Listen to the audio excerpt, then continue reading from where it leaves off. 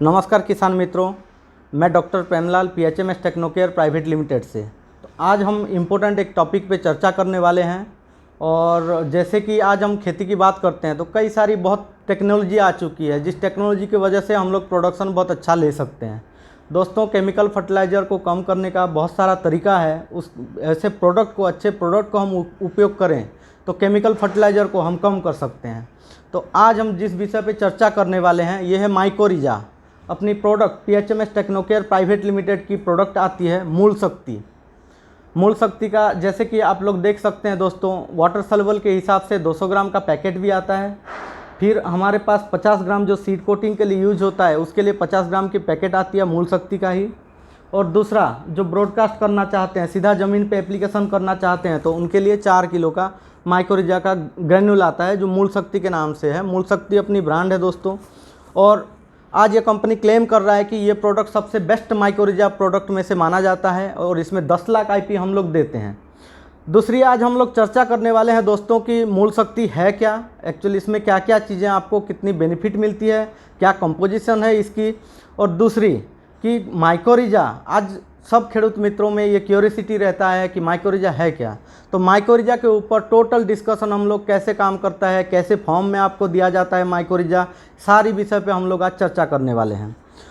तो दोस्तों चलिए हम शुरू करते हैं कि मूल शक्ति के ऊपर कि मूल शक्ति होता क्या है। तो देखिए दोस्तों, ये है मूल शक्ति। अच्छे से ब्रांड को देख लीजिए क्योंकि बहुत सारी डुप्लीकेट ब्रांड भी मार्केट में आने लगा है।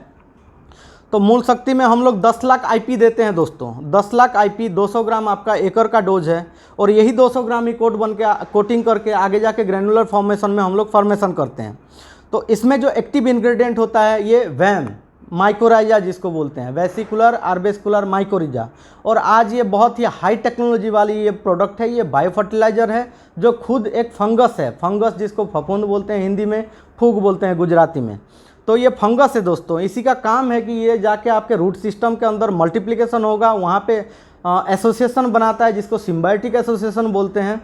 और ये रूट सिस्टम में ही मल्टीप्लिकेशन होता रहेगा और रूट सिस्टम को भी डेवलपमेंट करता रहेगा दोस्तों। इसके बारे में डिटेल में हम लोग वीडियो में चर्चा करने वाले हैं।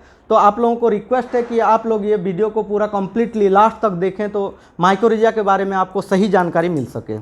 चलिए दोस्तों, इसकी दूसरी खासियत की बात करते हैं। इसको अगर हम सीड कोटिंग में करते हैं तो आप लोगों को डीएपी जैसे फास्फोरस की हमें ज़रूरत पड़ती है कि रूट डेवलपमेंट के लिए, तो डीएपी आप लोग कम से कम 30 से लेके 50% तक आप लोग कम कर दीजिए जब मूल शक्ति को आप लोग इस्तेमाल करते हैं। क्योंकि डीएपी का काम होता है कि पौधे को फास्फोरस अवेलेबल कराना है।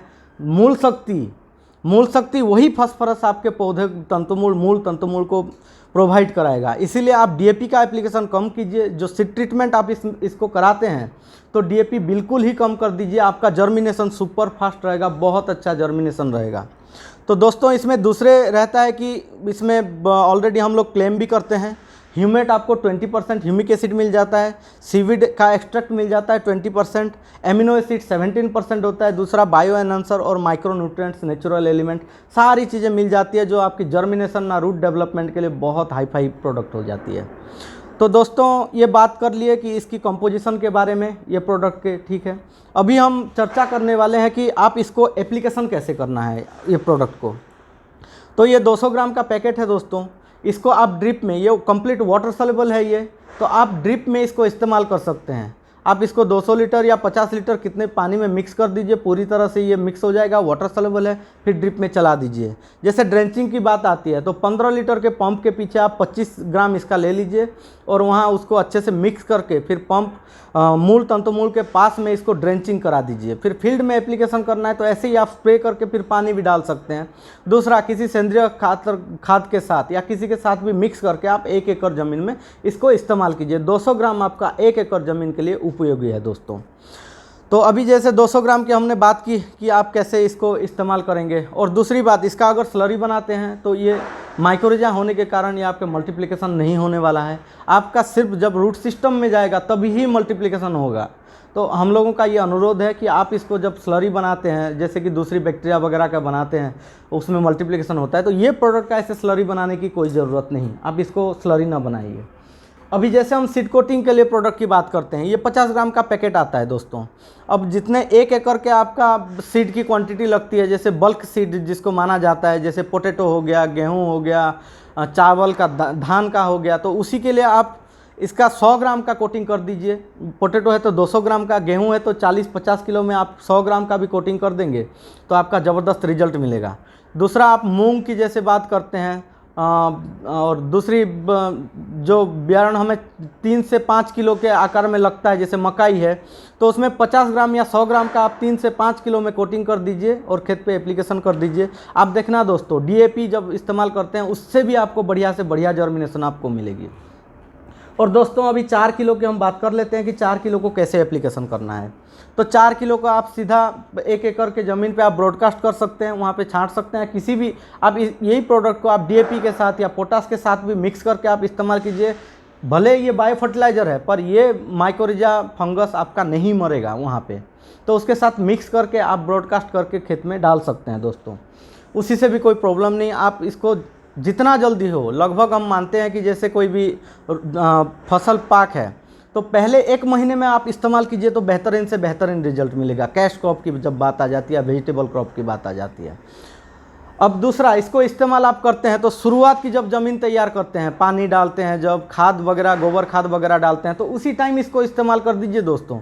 जब भी ये आपका सीड जर्मिनेशन शुरू होगा तो उसी टाइम ही माइकोरिजा आपके रूट के अंदर घुसेगा और वहीं से शुरुआती से ही काम करने लगेगा और रूट सिस्टम को बढ़ाने में मदद करेगी। इसलिए डीएपी को जैसे आप शुरुआत स्टेज में इस्तेमाल करते हैं, ऐसे ही माइकोरिजा मूल शक्ति को आप शुरुआत स्टेज में इस्तेमाल कीजिए। और दूसरी, इसको, ये खाद को आप किसी भी खाद के साथ, जैसे मैंने बोल ही चुका हूँ कि आप यूज करके फिर वहाँ पे डाल सकते हैं। तो जितना जल्दी इस्तेमाल करेंगे दोस्तों उतना ज़्यादा फ़ायदा होगा। और दूसरा, जब आप स्प्रे करते हैं तो ज़मीन के ऊपर ही स्प्रे कीजिए, कभी फॉलियर स्प्रे पत्ते के ऊपर या उसी के ऊपर ना कीजिए, क्योंकि ये माइकोरिजा है, ये आपका फ्लावर या फ्रूटिंग उसी हिसाब से सीधा पत्ते से एब्जॉर्ब होकर नहीं जाने वाला है। ये रूट सिस्टम आपका मजबूत करेगा और खाना पीना खिलाने में मदद करेगा। तो इसलिए इसको ज़मीन पे ही इस्तेमाल कीजिए दोस्तों। और बागायती पाक अगर हो गया तो बागायती पाक में आप 6 महीने या 1 साल में एक बार मूल शक्ति का इस्तेमाल कीजिए। और बाकी जो भी पाक है, जो 3 महीने से लेके आपका 10 महीने 12 महीने का क्रॉप है, उसमें एक बार ही दोस्तों इसको इस्तेमाल करना है। ठीक है दोस्तों, ये जानकारी हो गई कि आपका माइकोरिजा हमारा मूल शक्ति क्या प्रोडक्ट है। दूसरी, इसकी हम लोग अगर बात करें कि आज के डेट में ये क्यों बहुत ज़्यादा इम्पोर्टेंस हो गया है, बहुत ज़्यादा इसको लोग प्रमोट भी कर रहे हैं और बहुत सा फार्मर इसको एक्सेप्ट भी कर रहे हैं दोस्तों।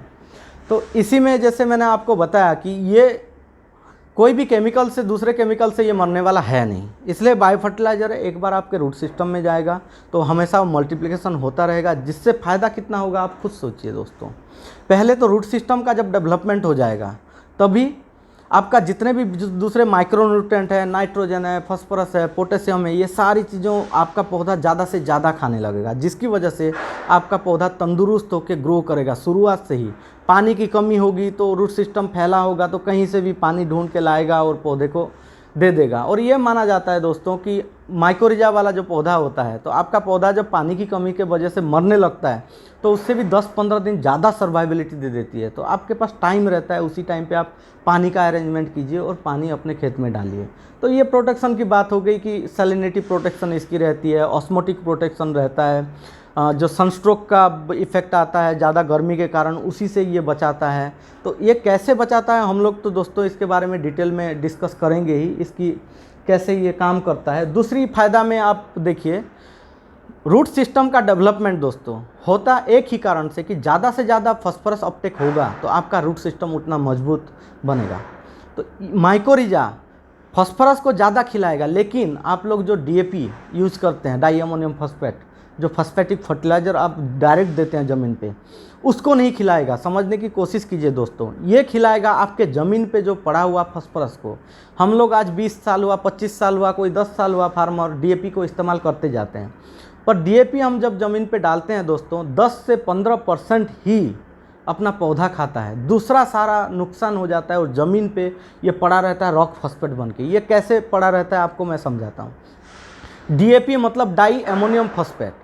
तो पहले जब डी एमोनिफिकेशन होगा, जब एमोनिया इसमें से निकलेगा डीएपी से, तो उसी टाइम एमोनिया निकालने के लिए बैक्टीरिया काम करेगा।